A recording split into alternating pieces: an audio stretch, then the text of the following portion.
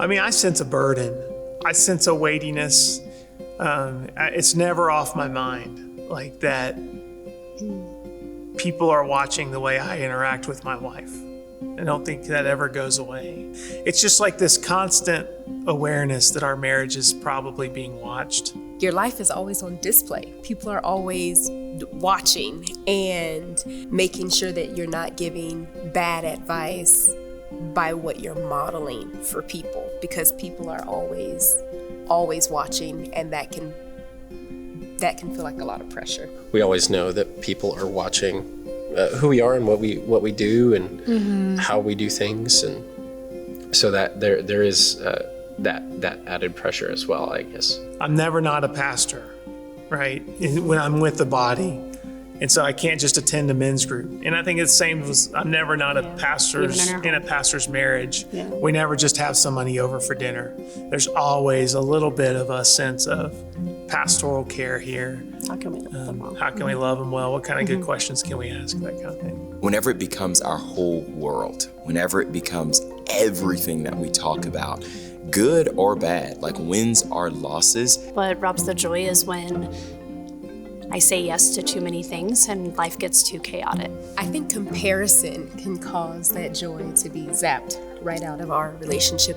Like there's one time we were at a life group and I was like, I shouldn't have said that, and I just felt like I have to be more aware of how I'm interpreting scripture sometimes too, of like, that wasn't right, or I need to be more careful. It's helpful to remind us that this is a team mentality. We're on the same team. We're serving the same Savior, and so our goal is the same, even if it does at times pull us apart a little bit. Succumbing to the lie that if things are well in ministry, then things are well in our marriage.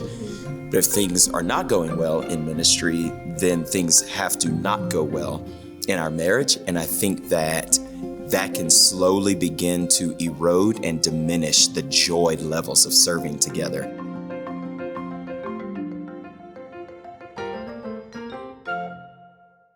I haven't given this talk all that often, but every time that I have, the response has been the same. We've never heard anybody talk about this in church. Why don't we talk about it in church? It seems like it's one of those forgotten subjects. And so I have a twofold aim again this morning. One, that this could become a conversation that we have in church and at your church to equip you. But if this isn't an issue you're really struggling with right now, hopefully it'll be something that could encourage those in your church and to be equipped as friends and pastors to help others as they face it. So let me start with this one question. How many infatuations, that is extramarital attraction, it's not just physical attraction, but combined with feelings, how many infatuations will the average married person experience if they've been married 50 to 60 years? A course of a lifetime, how many?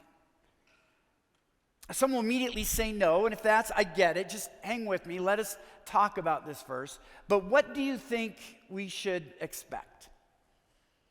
Avida Offit was a Jewish counselor, sort of pioneered in relational counseling and as sexual therapy and whatnot.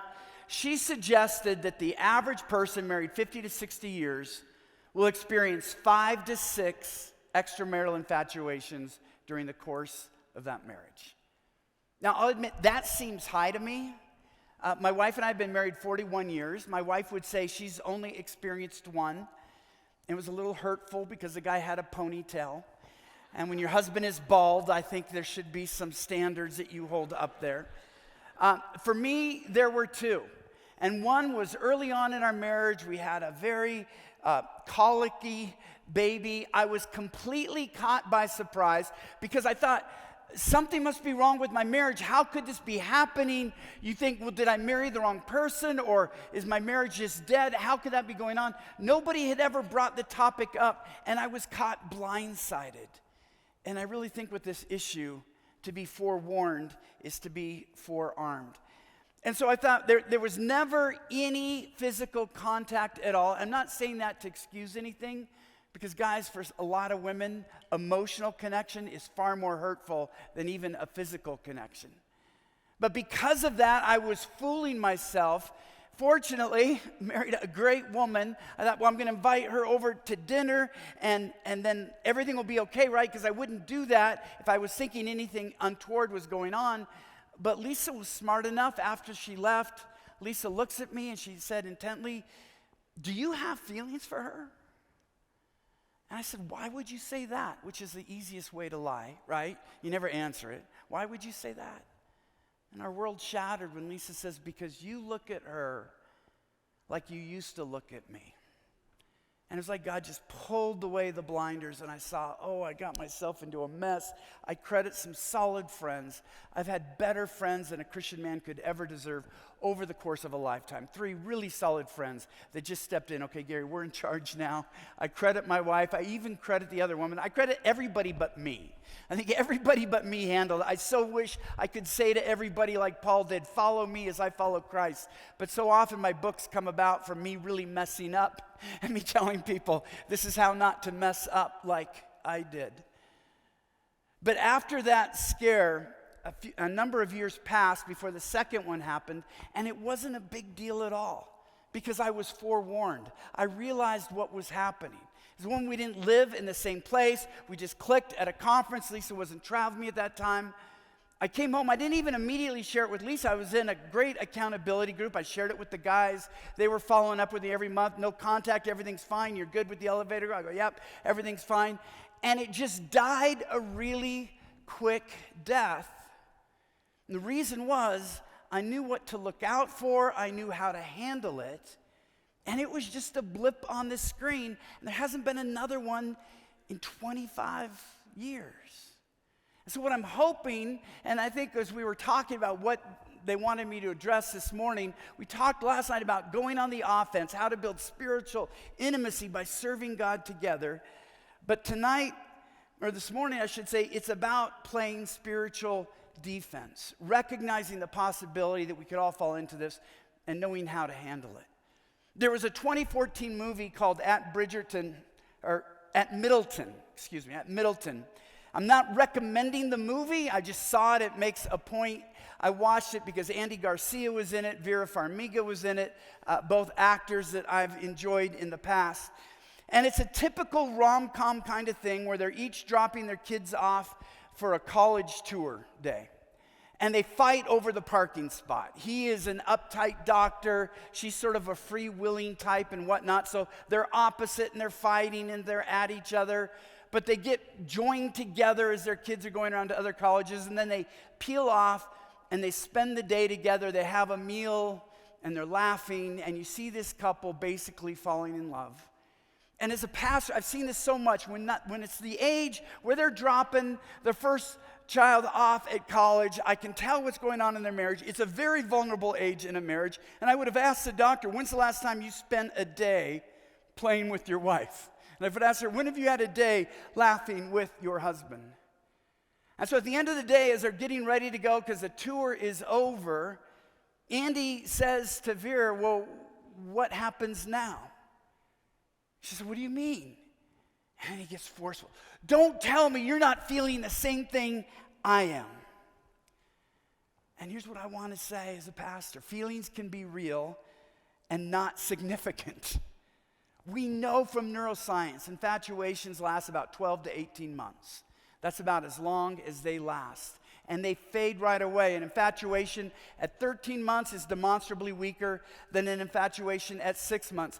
Am I going to put my life at risk, my family at risk, my kids' security at risk, our calling at risk for something that is relatively so short?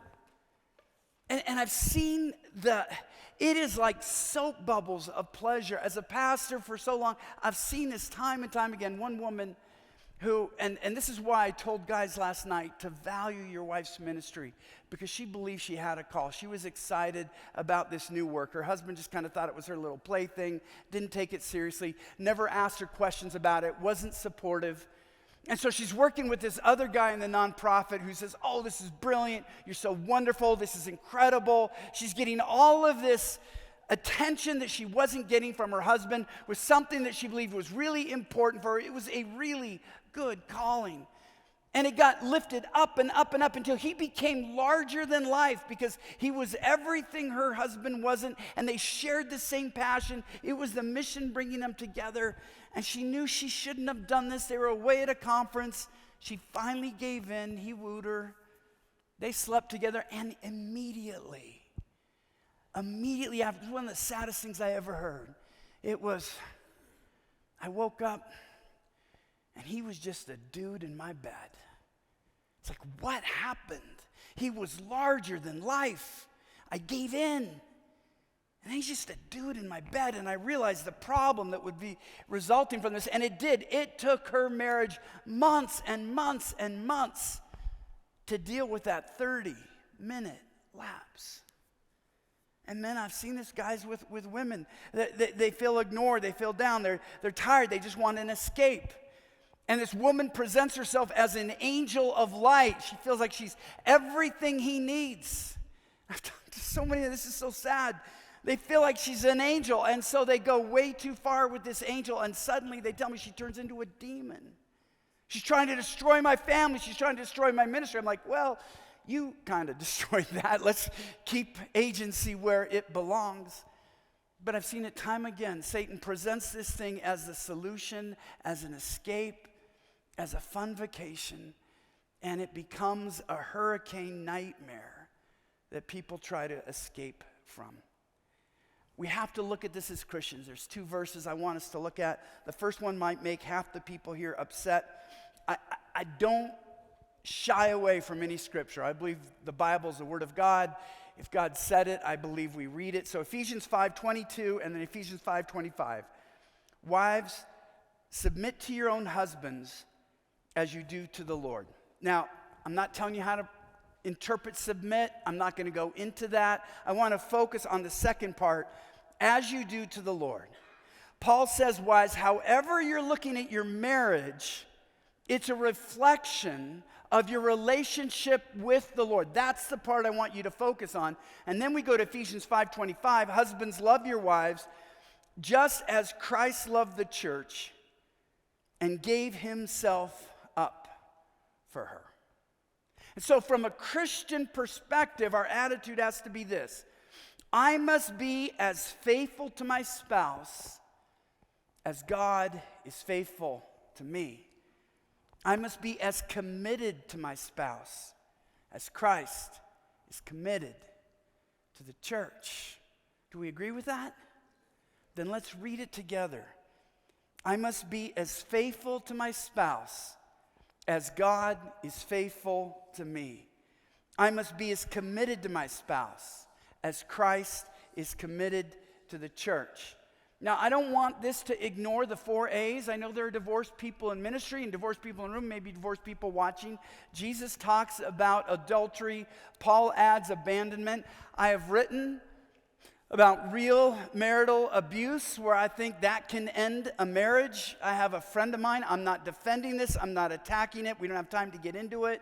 He would put addiction, he calls it the 4 A's, that every quality of an addiction at a certain point becomes like an affair. Again, I'm not arguing, I don't want to get that. I'm just recognizing there are things I've recognized that your spouse can do to end your marriage.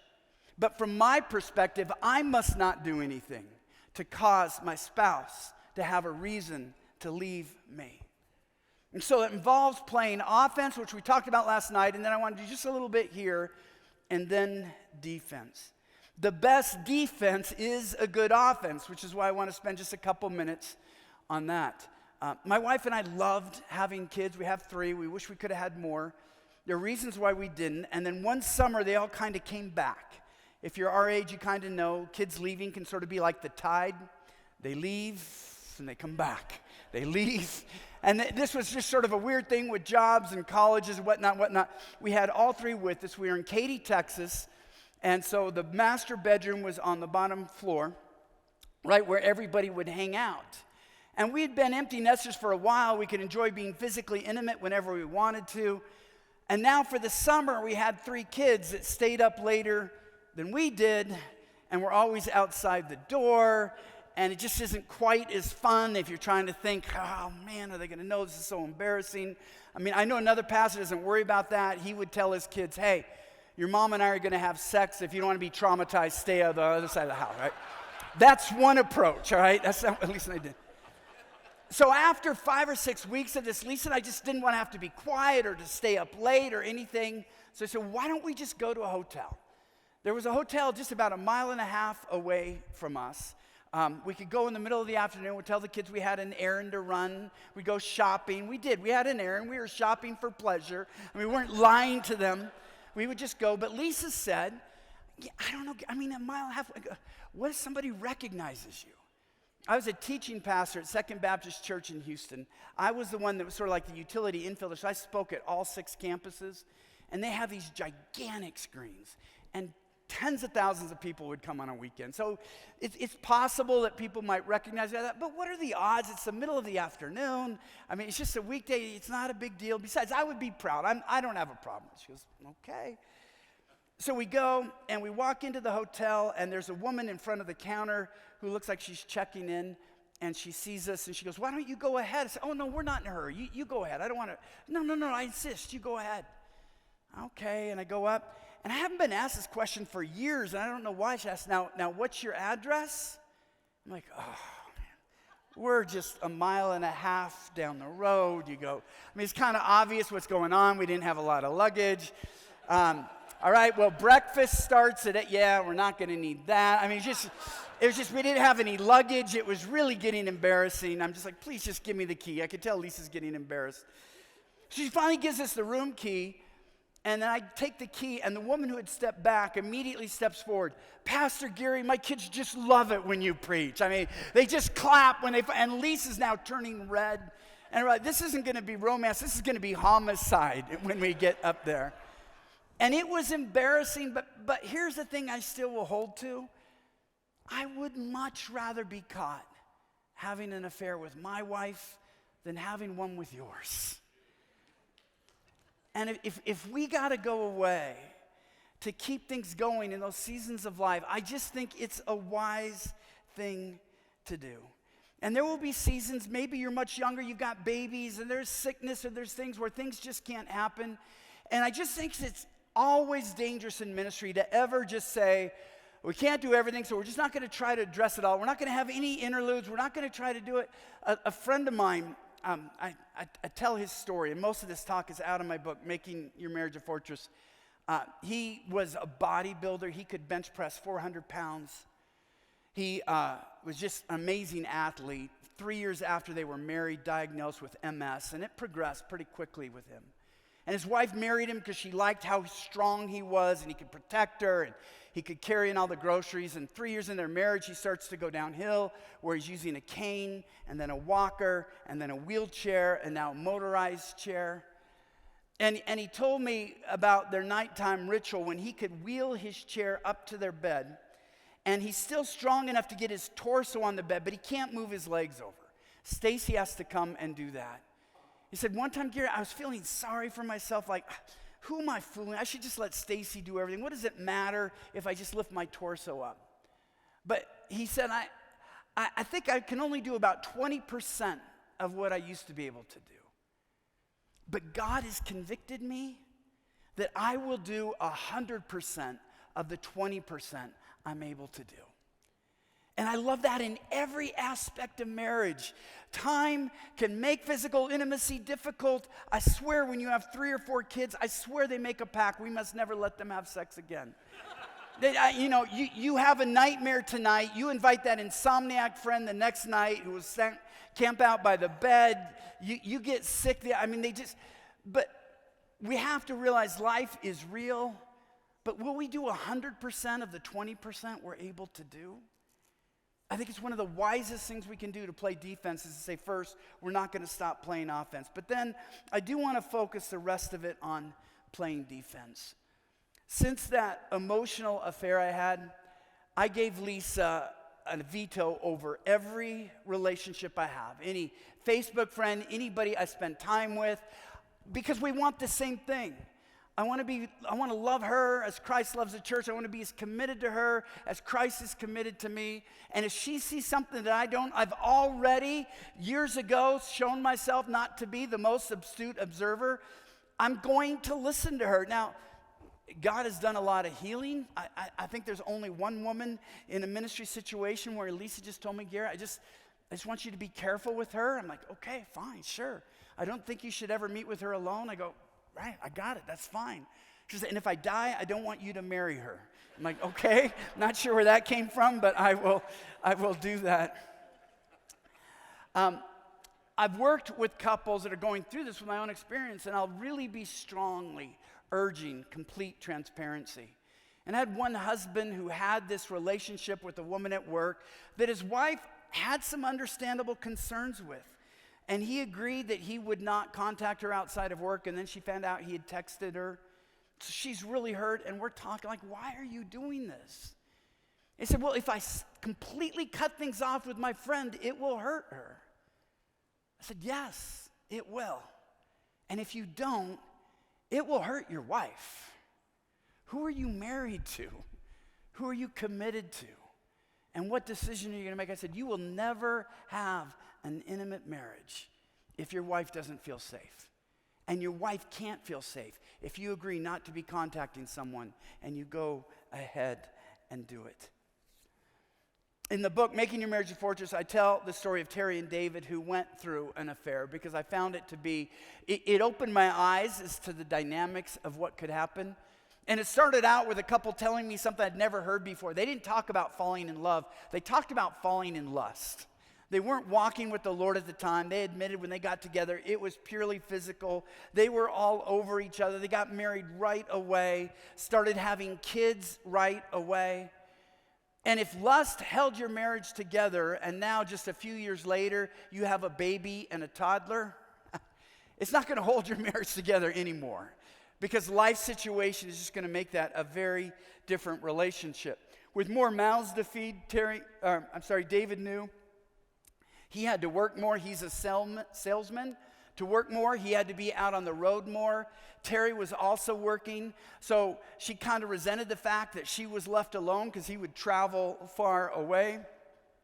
They weren't communicating. They both felt the frustrations of marriage. They had no pleasures of marriage. They admitted the only reason their marriage could go on is that he was only home 2 days a week, and they hated each other those 2 days. Neither one wanted to be the one that pulled the trigger to get a divorce, but they were miserable together.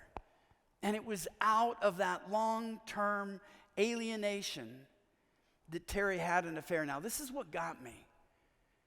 Terry said if you would have told her that she was going to have an affair with this guy 2 years before, she would have laughed. It wasn't like she was physically attracted to him at all. It wasn't like she was emotionally attracted to him at all. But what happened, here's her word, she lived with a blatant, unfulfilled desire to be wanted. Now, she realized her level, it was probably unhealthy. After this, she got some healing, she got some counseling, she dealt with it. But she just never felt wanted. She felt despised and unwanted by her husband. And so when a guy acted like he wanted her, it was like this immediate rush that just surrounded her and carried her away. And that's what I want to say to you, especially in ministry, where there's spiritual warfare and it's so relational. It is just foolish to not address a blatant long-term desire and need that isn't being met. You set yourself up. You're in a situation where it's just not wise. And I think you got to step out of ministry if you can't deal with that issue rather than be in ministry with this blatant, unfulfilled desire going on. I worked with a businessman one time. He wasn't in ministry. He was a great businessman. He knew how to raise revenue and cut costs and hire and fire and set up goals and whatnot. He didn't know how to be intimate with a woman. And so when he and his wife first got married, there's about 9 months of sexual chemistry that kept things going, and then things started to show for real, and his wife said no a couple times. He felt humiliated. He's a proud man. He would admit it. And he said, well, I just don't need it. I'm not going to ask. If I might be rejected, I'm not even going to ask. And so they went years without being physically intimate because of his pride. And you can do that for a while. But he was a younger man, and eventually a relationship starts to develop in the office, and who God made him to be starts to come to the surface. And so I have this couple in my office where she is pulling Kleenex after Kleenex out of the box, going through the story. He can't look me in the eye admitting what has happened. And I'm wondering, can this marriage be saved? And really sadly, in that case, the answer was no. But I wish they would have come to me 3 years before saying, we haven't been intimate in 6 months. What do we need to do? How do we address those issues? And I'm sensitive to this because I think that's what set me up for my emotional affair. We were just over our heads. We were this young couple. I felt sorry for Lisa. She got married so young. She didn't have any friends who had a baby her age, so she was alone. I was gone so much, I had to work 3 jobs because I was an English major. And it takes about 3 jobs of an English major to feed the family, right? And so that meant I was gone all the time, and so Lisa felt like she was alone all the time. Both of our dads are Mr. Fix-It. I'm not. I make things worse. We couldn't afford for me to try to fix things because then I would just break it worse and whatnot. And so it was frustrating. We were all in a tight budget, and then we'd have to pay to do something. And I just felt like I'm failing. I'm not doing this. Lisa feels like she's more and more alone and frustrated with an extremely colicky baby. And so I'm spending time with this other woman at work, and I realized where the feelings were going, and that's when I said, and this was a huge mistake, man, don't ever make this mistake. Instead of going to someone else and saying, how do you get me out of this? I thought I'm just going to handle it myself. I just said, hey, you know what? We just can't meet again at work anymore. Well, why not? It's been so helpful to me. I mean,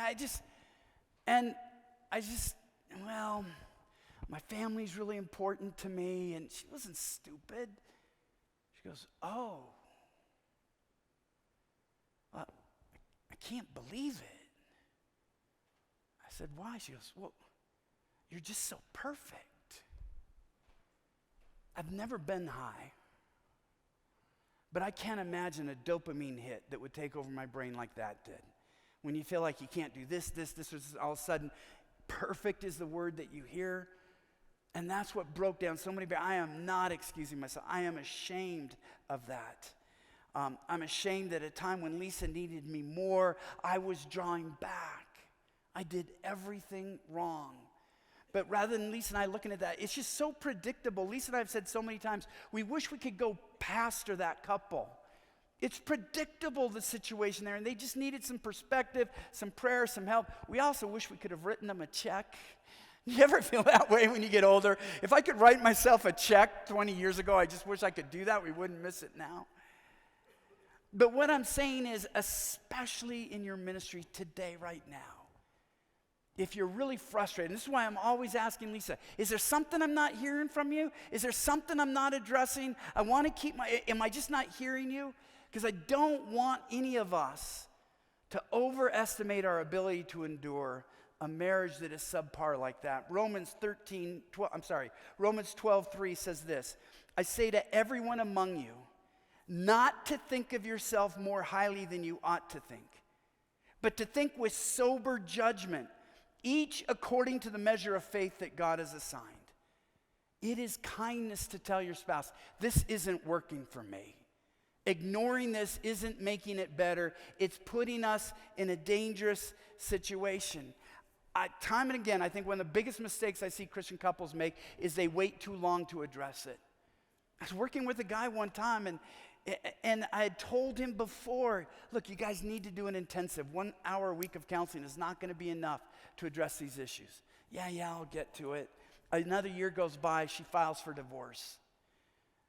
And he asked me afterwards, because we had this kind of relationship, well, what would you say I did wrong? I said, buddy, you waited too long. Your wife was trying to raise this and this. Yeah, I'll get to it, but it's busy at work. I got this to do. I got to do that. You waited too long till she was just not even willing to consider it again. And Lisa and I have met with couples where I've called them out when I see this. You need to know this as a pastor. Sometimes couples will come, and I've seen it both ways, but most often it's the woman who is coming to meet with the pastor so she can tell her mom, yeah, I met with the pastor and that didn't work either. It's just sort of checking off the box, so now I can get the divorce I want. And I asked her one time, Lisa was there, I said, look, we will work with you. I'm willing to work hard with you, but I just need to know what I'm working with. Are you here because now you can just tell your mom, I met with Gary and that didn't work either? Is this just checking off the box, or do you really want to see this marriage be healed? And we never met with them again. That's what happens with others. It's what can happen with us when we wait too long. And that's what led Terry to slide into her affair. It began living with long-term unfulfilled desire to be wanted, which set her up to be wooed. She wouldn't have been open to being wooed if she didn't have that long unfulfilled desire. And that set her up to start seeking her coworker out whenever he was in the building, just to talk to him. She wasn't thinking she's going to have an affair with him, but he was wooing her, and now she's reciprocating it, but in an innocent way, right? We'll just meet each other in this particular building. And that set her up to receive his flirtations when he started giving them.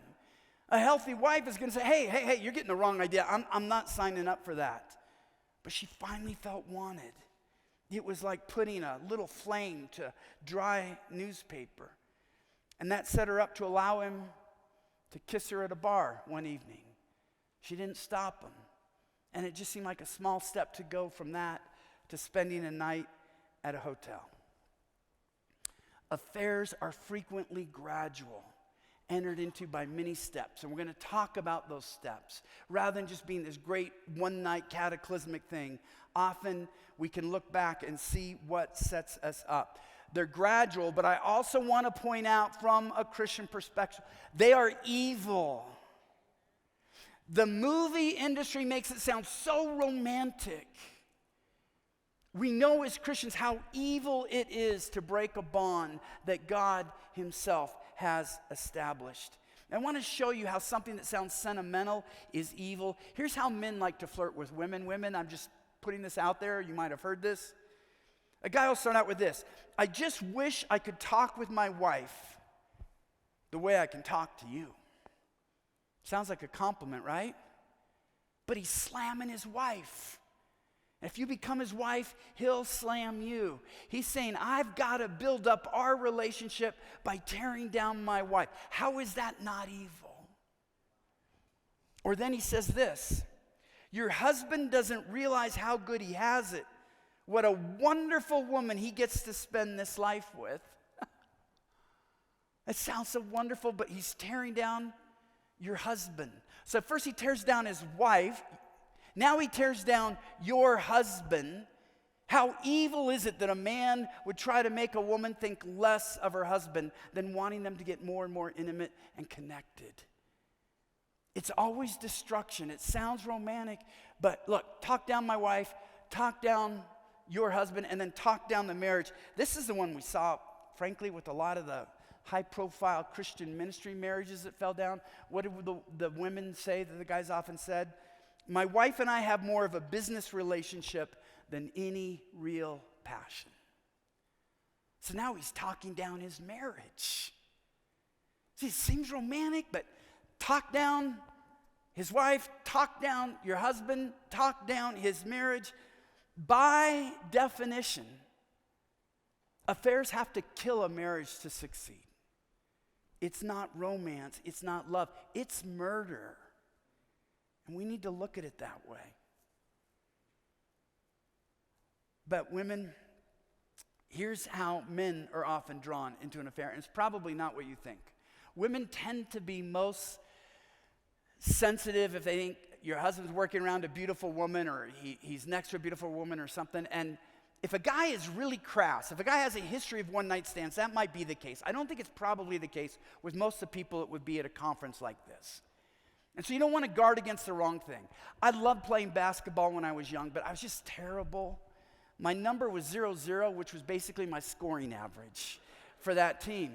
And so other teams would guard me, and I'd be laughing, and my coach would be laughing because it was wasted time, right? They should just let me run up and down.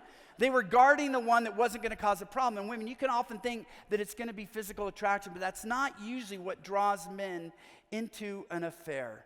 Marlene Dietrich, who in her day was considered one of the most beautiful, sensual women of her day, even got this. She said this: the average man is more interested in a woman who is interested in him than he is in a woman with beautiful legs. Because it's that interest that dies at a certain stage in marriage. Women, it's these three things that will attract your husband. I'm not talking about legs or breasts or other things. It's these three things. It's smile, it's eye contact, and it's touching. Because I talk with guys, and I'm not blaming, I know life is tough, so I'm not blaming wives here. But some guys have come home and they don't remember the last time their wife greeted them with a smile.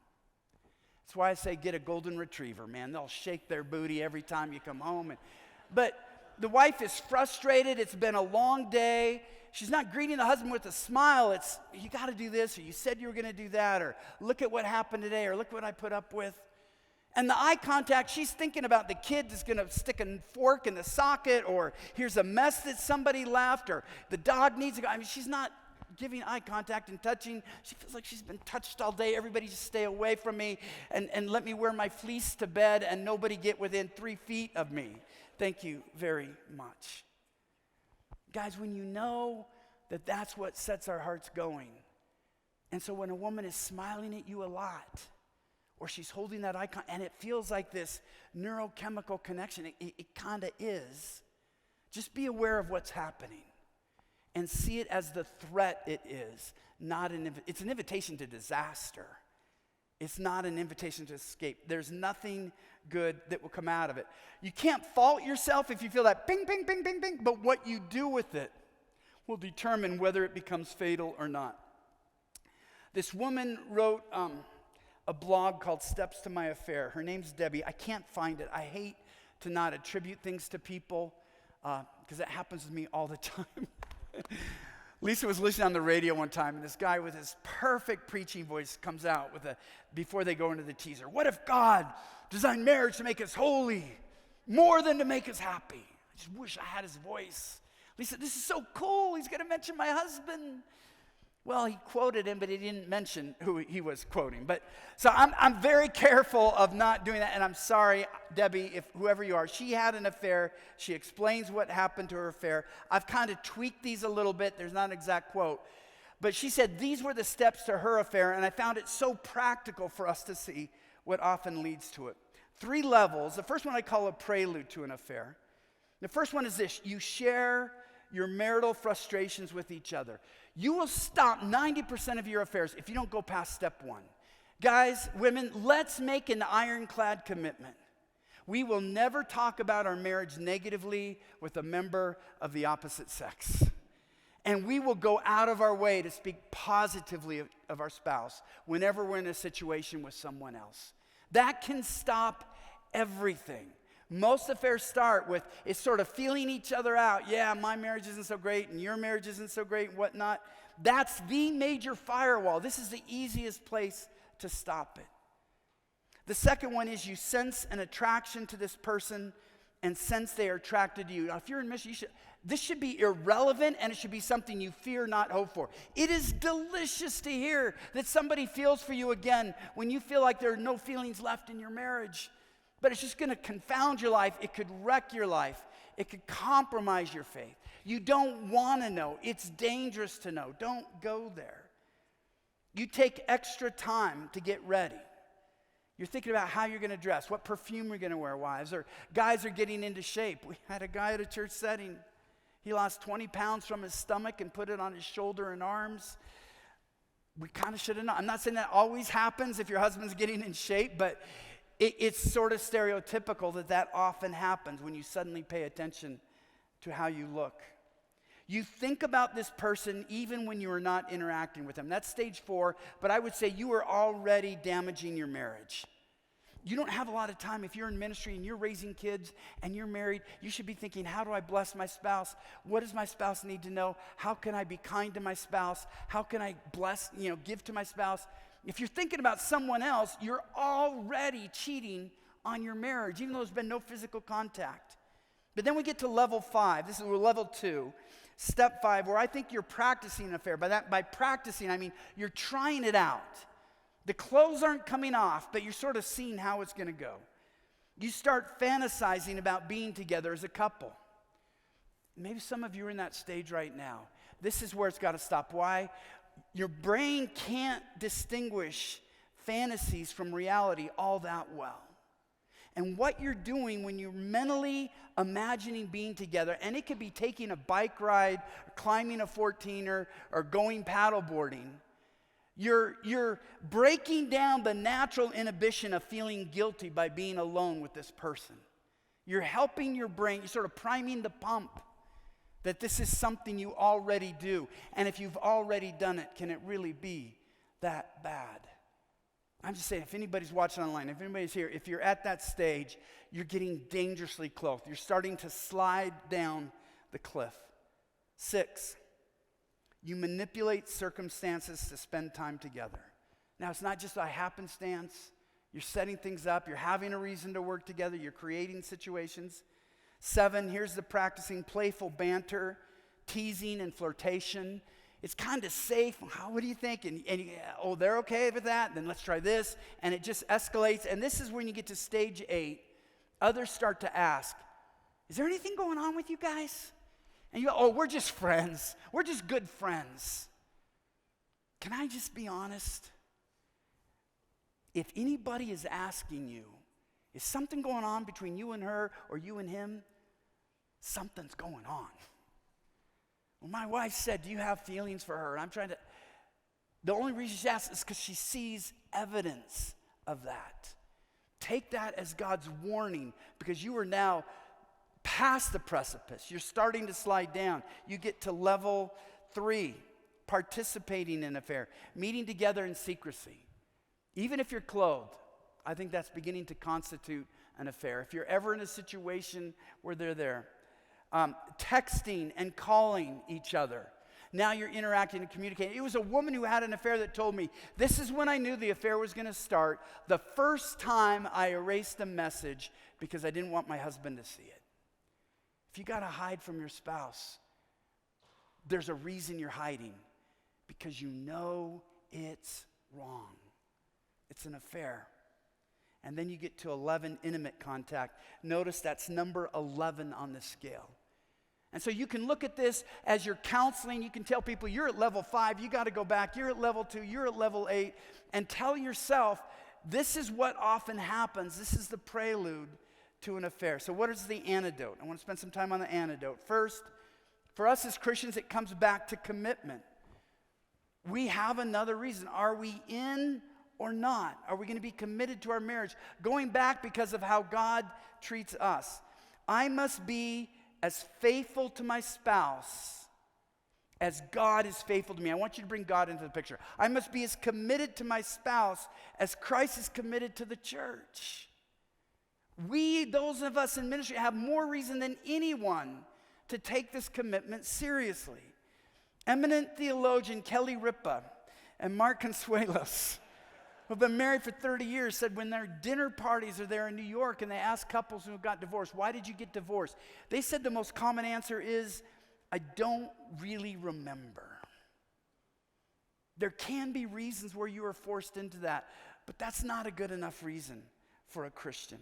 We don't live just for our own happiness or even our kids' happiness. We live to bring glory to God, to model God's reconciliation, to demonstrate God's covenant love. And if we can't do that in our most intimate relationship, we fail at a fundamental level in our ministry. We got to bring God into it, because I found, God just challenged me a couple weeks ago. And I think at my age, he's really worked over my ambition some, which I'm grateful for, but I know it's always going to be there. But God warning me, Gary, don't seek to be great. Revel in the fact that you're greatly loved. It's a whole turn, guys, women. Instead of trying to be great, rest that you're already greatly loved. Because if you know you are greatly loved, you're not susceptible. You don't need the love of an illicit affair. God is filling up that need. But here's the thing, ambition feeds affairs. I've seen it time and time again. Because you might be using the church to build your name and to build your fame. and to build your platform, that's ambition. That's not ministry. And I've seen it time again. I don't know why, but there is a spiritual connection between ambition and lust. So check your commitment. Fall in love with God again. Second, fast action. As soon as you feel woozy, don't spend any time fantasizing, meeting with the other person. Double down on your marriage. Okay, I've let my marriage go on the shelf. I need to double down. I need to make it the best it can be. It may not be wise to share it with your spouse, depending on the state of your marriage. You shouldn't do it alone. You got to have solid friends, other pastors, good friends, counselors, or whatnot. Don't try to do it alone. Definitely do not share it with the person that you're infatuated with. You have to work with a counselor. Is it wise for me to share it with my spouse right now? Maybe eventually you will. But don't make it more than it is. It happens. Here it is. This bald guy sometime in Colorado Springs told us about it. Now I'm facing it. And so I can just deal with it. It doesn't mean anything. That means you deprive it of everything that feeds a relationship. 4 T's. This is youth group ministry level. I don't mean to insult you, all right? But the 4 things that will feed a relationship: thought, time, touch, and talk. Thought, time, touch, and talk. If I don't think about it, if I don't talk to her, if I don't spend time with her, if I don't touch her, it will die. It's like putting a plant in a closet that's dark and not watering it. It won't go on. The sooner you nip it in the bud, the easier it is to leave alone. Otherwise, you feed it, and I'm telling you, you're going to wake up, women, and it'll be, he's just a dude in my bed. He was larger than life. And now, he's just a dude in my bed. Guys, I thought she was an angel. Garrett, I think she's a demon. She's going to destroy everything I've wanted to live for. The third thing, use discretion and wisdom. I taught a seminary course with Gordon MacDonald, who in the 80s, he was huge, Ordering Your Private World. Every pastor had that book on his list. He took a step back. He had an affair. Just listening to him talk about that, in his most recent book, he made a connection I'd never thought of before. He said, be alert for the sensual triggers that follow intense spiritual ministry. Sometimes your biggest spiritual successes and victories will be followed by intense sensual triggers. He talked about an African missionary that told him this: whenever there was an outbreak of spiritual renewal or revival, it was almost always followed by an outbreak of unfaithfulness and adultery. Which means, guys, if you're the ones that preach, it's probably not likely that you're going to have an affair on Saturday night, but Sunday night, that's the time you might be most vulnerable. Just be wise. Plan. Do a date night with your wife that ends with kissing, I guess, as Grace. And then just be aware that I said live in the marriage you're in last night, talking about ministry. Be honest about the state of your marriage. When I was talking with David and Terry, they have a ministry now where they help couples grow their intimacy by doing physical things together. And they're using the research that John Gottman talked about, that when you get your heartbeat above 95 beats per minute, it opens you up emotionally to a new kind of intimacy. And then later he was telling me, yeah, we've seen this rash of affairs between wives and CrossFit trainers. And I reminded him of the 95 beats per minute. And you got a woman who maybe her marriage feels distant. She gets her heartbeat above 95 beats per minute. The trainer is, touching her just to keep her form correct.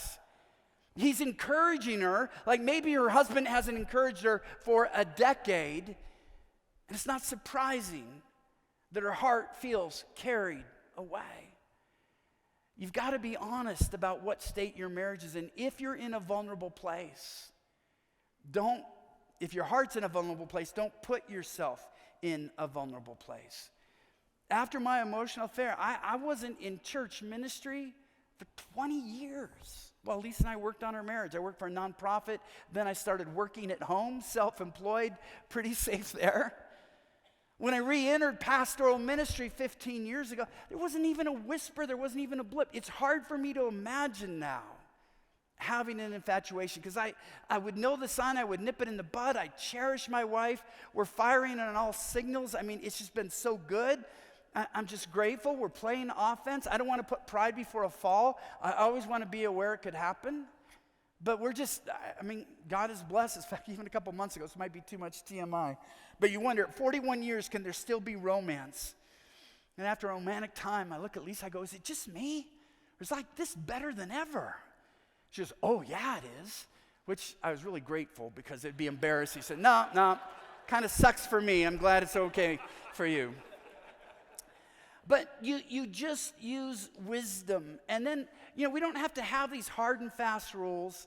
One of my great delights has been my association with the Billy Graham Educational Association, Evangelistic Association. I've spoken at their Cove, which is a training camp for, I don't know, over the last 15 years, a dozen times or so. It's a special place. If you've never been there, you got to get out there. I love what Billy Graham stood for. My son is named Graham. And I was laughing because I was just there a few months ago. And I realized there at the Billy Graham Evangelistic Association Center, the Cove, I broke the Billy Graham rule with Billy Graham's daughter. Only pastors are going to get it. The Billy Graham rule is you don't get alone with another woman that you're not married to. Well, I was interviewing Gigi, Billy Graham's oldest daughter. I'm not supposed to call her oldest. She says the one he's loved the longest. She's a really fun person. She's just turned 80. She's so delightful. She's so wise. She's an incredible woman of faith. She doesn't do mornings. I said, well, let's meet early in the lounge. She goes, no, I don't do mornings. Let's meet after your session. We'll go back to the green room. We'll talk over this chapter, and we did. And I would have been embarrassed to say, well, I can't meet you there, Gigi. She said, why not? Well, the Billy Graham rule, we can't be alone. And she would have said, oh, in your dreams, Gary, knowing Gigi. So there's a place for that rule. I don't fight it either way. I know people like to fight about this on X. I think it depends. No, be honest about where your marriage is. Be honest about where your heart is, and be wise. Don't do something that's going to collapse you. Right? We all know that Satan tends to hit us when we're weakest, where we're weakest, exactly how we're weakest. The classics talk about the two important things is to know God and to know ourselves. Be humble about the state of your heart, your vulnerabilities, and your marriage. Be overwhelmed by God's great love for you, and you're going to keep yourself out of those. You're going to know what to do in those situations. Fourth, maintain emotional connection. In my book, I've really leaned hard on Dr. Hart and Sharon May's book, Safe Haven Marriage, about how to be emotionally connected. If you're emotionally connected to your spouse, the chances of straying are so unlikely. And I don't have time to get into this a lot. I'm not going to explain it well enough, but the three things that create emotional connection: emotional availability. Now, if you're the one that preaches in your family, and you're always thinking about the Greek word, you're always thinking of an illustration, you're always thinking of an application, you might not be emotionally available to your spouse. Because a lot of times when they need you, is not a convenient time. It just isn't. And so part of marriage is making myself emotionally available. I create space in my life to be emotionally there for to care about what she cares about, to hear what she hears. Sensitive responsiveness is the second one. It's a learned skill. That means I'm not trying to solve it or fix it if she has a problem, because that makes her think I'm just bothered by her problem and I'm trying to make it go away so it doesn't bother me. When your spouse shares something, that sensitive response, make yourself stop. What is the most sensitive way I can respond to this? Man, that must hurt. Or that must make you afraid. And I know wives you hate, and guys, we should never ask our wives, what did you think of the sermon, all right? But if you get asked that, he is so vulnerable, he's hurting, he's insecure. The thing is, how can I be sensitive and respond to that? And then trust is a big thing. And trust isn't just about sexual betrayal or texting when you shouldn't. Trust is something that's built that if you say you're going to do something, your spouse knows it's done. They don't have to follow up. They don't have to question it. They can trust you. And I like this because if emotional connection has been broken, these are the three tools to build it back again. David and Terry talk about how these three things help them get back together. But we have to recognize how marriages are often slowly eroded. Here's a long quote from Safe Haven Marriage. Emotional disconnection doesn't require an emotional earthquake. Just pile on the critical comments, insensitive remarks, and irritating acts, whether intentional or unintentional. And you can break your partner's heart. Not much more than a flat-toned hello from your spouse after you've waited all day to see him. A kiss that did not seem warm. A hand touched, then quickly pulled away. Unwillingness to stop for a hug. Failure to help get the kids up and ready in time for school. The thoughtlessness of not putting the dirty dishes in the sink. Clothes left in the hallway. Or not having time to listen when a listening ear is desperately needed. All these can do deep damage one at a time. You put them together, and the marriage is going to become more and more distant and more vulnerable. Then finally, step 5 for the antidote. Take the long-term view. Take the long-term view. What I want to say to every guy, I don't have stats for women, but I have it for men. 87% of men who cheat on their wives want to go back after the affair is over. After they've dropped an atom bomb in their wife's heart, they're hoping she'll be healed enough to take him back. Of course, 87% aren't willing, and I understand that. Guys, you want to talk about foolishness? When you know there is a 9 out of 10 chance you will compromise your kids' security, you'll hurt the woman you love, probably forfeit your ministry, and there's a 90% chance you're going to wake up like that woman said, well, the woman said to the guy, he's just a dude in the bed, or this angel has become a demon, and say, how did I get here? I'm telling you, you're going to get there. Research shows that only about 2 to 3% of affairs morph into a long-term relationship. So the odds of it going on are extremely small. And if it does, 85 to 95% of those that do go on end in divorce. There's no future in unfaithfulness. Think about it. 2 people that destroy 2 families to get together, what are the odds that they're going to have a strong family that can stay together after that?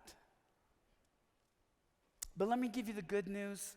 Because of the grace of Jesus Christ, because of the power of the Holy Spirit, because of the affirmation of our Heavenly Father who will love us when nobody else does, I have seen couples go through these affairs and have intimate, strong marriages afterwards. When Lisa and I met with David and Terry a few years after the affair, they sounded like newlyweds.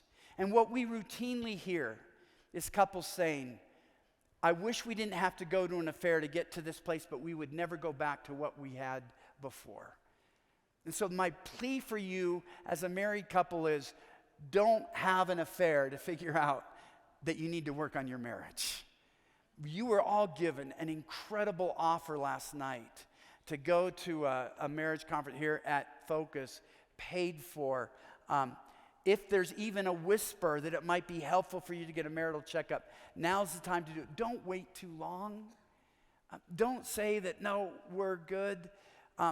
We don't have to have an affair. My wife, what helps, and I think it probably helps a lot of you, when you see people make such a mess of their lives, Lisa and I will leave these couples together and we'll say, hey, let's just skip that.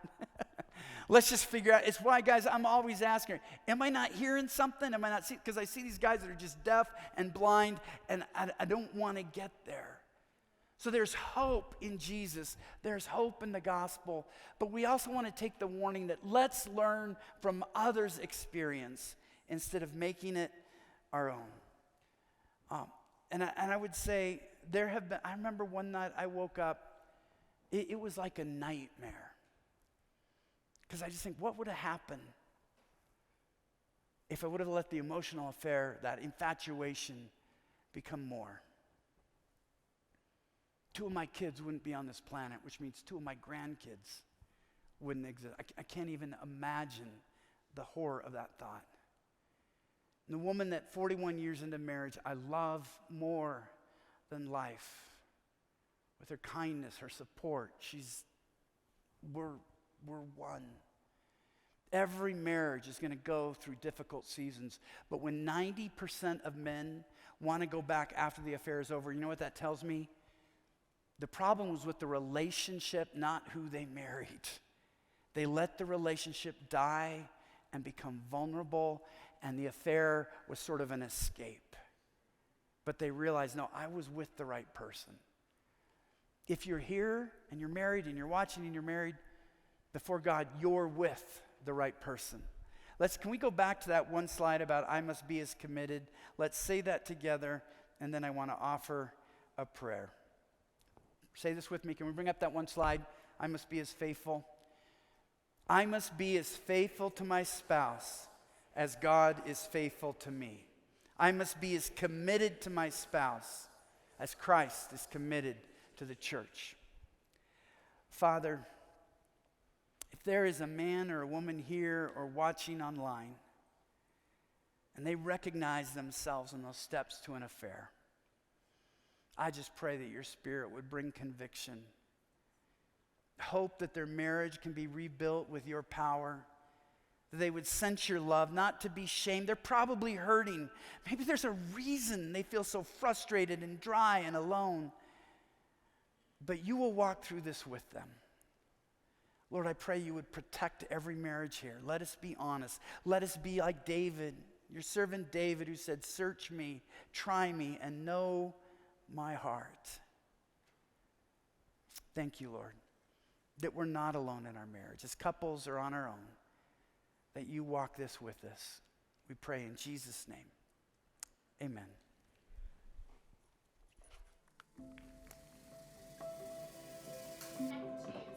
Eric and I, we've been together for 18 years, married 11. We have 3 kids. Things are crazy around here all the time. It has been a wild ride and a lot of highs, but also some really extreme lows. 7 years into our marriage, I had an affair during one of my deployments. Normally when Eric comes back from deployment, there's always a time where we have to figure out what's our new normal. This time, reintegration just wasn't possible. A month after I got home, she found out.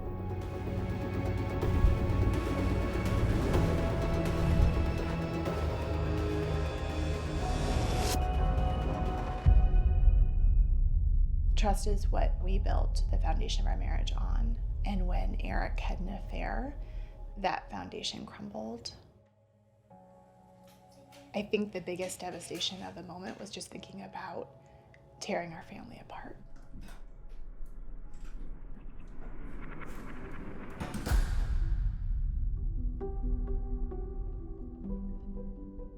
Even while I saw Katie fighting for us,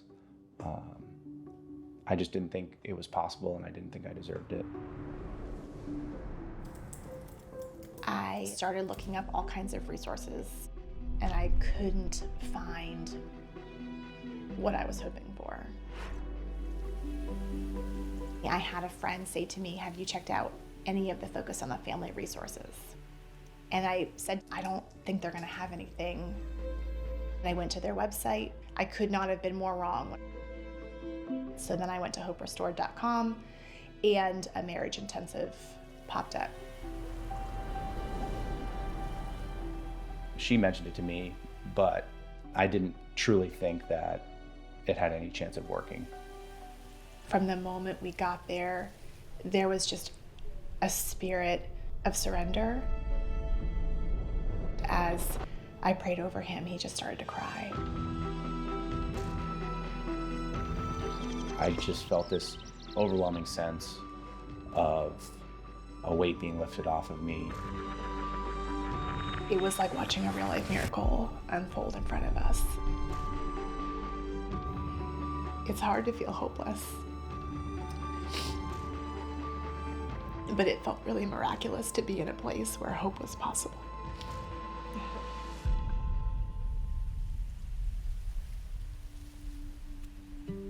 There were concepts that they taught us that we had never learned before. The new foundation was going to be built on the tools we had been taught. It helped bring focus back to our marriage. I've consistently started listening to the Focus on the Family podcast, which I really enjoy. We do the same thing we did that week in the intensive. Put the phones away, we turn the TV off, and we just really settle our hearts and what we're feeling. The marriage intensives themselves are so powerful. Eric and I tell everybody, anyone who's been married for 5 years or more should attend them. Don't wait until you're in crisis. We've been introduced to couples through my work in the military, but also people that we just know, friends of friends. That looked like me talking to the wife in the situation, Eric talking to the husband, just being willing to be a conduit of hope to other people that we, in our time when we needed it, could not find. I would not want to imagine my life where we didn't go to the intensive. I don't think that we would still be married without the Hope Restored Intensive. I feel really grateful for all of the focus resources that have become just a part of our everyday life.